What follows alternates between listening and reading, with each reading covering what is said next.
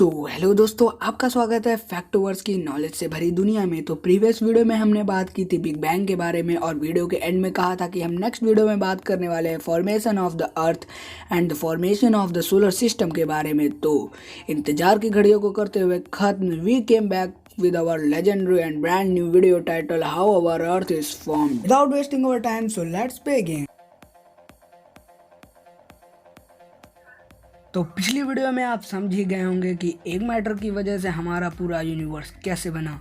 और अगर आपने अभी तक वो वीडियो नहीं देखी तो ऊपर आई बटन आ गया होगा, तो उस पर क्लिक करके पूरी वीडियो देख सकते हैं। वीडियो शुरू करने से पहले आपका यह जानना बहुत इंपॉर्टेंट है कि अर्थ के फॉर्मेशन की theory great German scientist Immanuel Kant ने अपनी लिखी गई किताब universal natural history and the theory of heaven में बताया, पर कुछ कमी के कारण इनकी बुक में पियरे लैप्लेस ने कुछ चेंजेस किए। देन ये बुक 1796 में यूनिवर्सली एक्सेप्टेड हाइपोथेसिस बन गई, मतलब इनका यह अनुमान विश्व स्वीकृत बन गया। इन्होंने अपनी इस थ्योरी में सोलर न्यूक्लियर डिस्क थ्योरी की हेल्प से अर्थ का फॉर्मेशन बताया। SNDM यानी सोलर न्यूक्लियर डिस्क एक ऐसी हाइपोथेसिस है जिसमें क्लियर पता चलता है कि कैसे डस्ट ने एक डिस्क का फॉर्म लेकर कैसे ग्रेविटी के कारण हमारे सोलर सिस्टम का फॉर्म बना।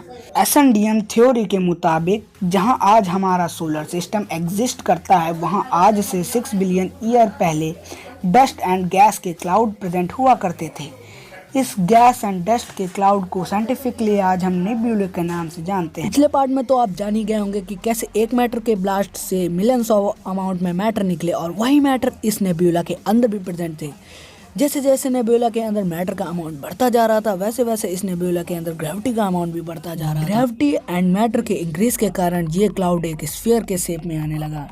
तो आप सोच रहे होंगे, मैंने तो सोलर न्यूक्लियर डिस्क कहा था, यहाँ तो डिस्क का कोई नाम और निशान भी नहीं है, ये तो एक स्फीयर के शेप में आ रहा है। जब हमारा नेब्यूला एक स्फीयर के शेप में आ गया, तभी इसके नजदीक एक स्टार फट गया और सुपरनोवा में तब्दील हो गया।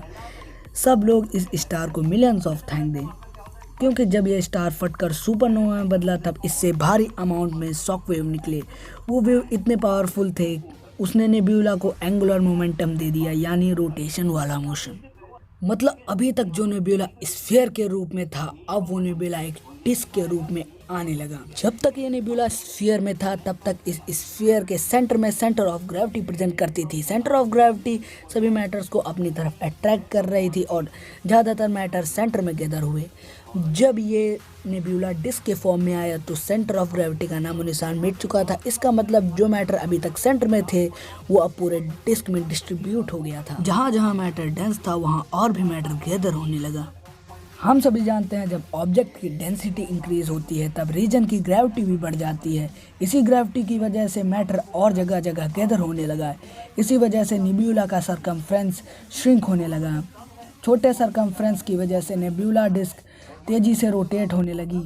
तेजी से रोटेट करने की वजह से उसकी हर चीज डिस्क के सेंटर में जाने लगी। इसी वजह से most of the matter centre में जाने लगा। सेंटर में मैटर इतना ज़्यादा गैदर होने लगा कि वहाँ का प्रेशर भी बढ़ गया और गे लुकास के मुताबिक प्रेशर डायरेक्टली प्रोपोर्शनल है टेम्परेचर के। सेंटर में प्रेशर बढ़ने की वजह से वहाँ पर टेम्परेचर भी बढ़ने लगा और हाई टेम्परेचर की वजह से गैस में प्रेजेंट हाइड्रोजन के मॉलिक्यूल न्यूक्लियर फ्यूजन करके हीलियम बनाने लगे। ये उसी प्रकार का फ्यूजन है जिसे आज हम सन में देख सकते हैं और इसी फ्यूजन के कारण हमारे सन का जन्म हुआ। इसको हम प्रोटोसन कहते हैं क्योंकि ये हमारे प्रेजेंट सन से काफी छोटा और इसकी हीट बहुत ज्यादा थी, जिसकी वजह से बाकी कोई सब्सटेंस इसके आजू बाजू नहीं टिक सका और बाकी बचे गैस और डस्ट का क्लाउड इसके चक्कर काटने लगा।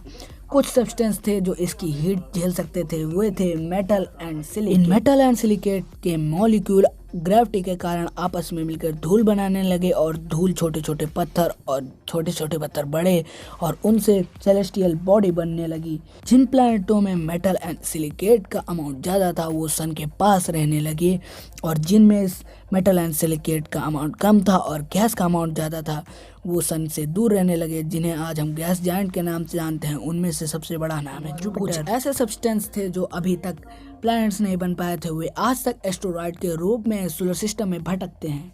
और जो प्लैनेट सन के पास रहने लगे वे थे मरकरी, वीनस, अर्थ, मार्स, थिया। अब आप सोच रहे होंगे ये थिया कौन सा प्लैनेट है, तो आज के लिए तो मैं ये नहीं बताऊंगा, पर इसे मैं अगली वीडियो में कवर अप करने वाला हूँ कि हमारे अर्थ पे कैसे लाइफ आई, कैसे ये आग के गोले से एक रहने लायक प्लैनेट बना और हमारा मून कैसे बना।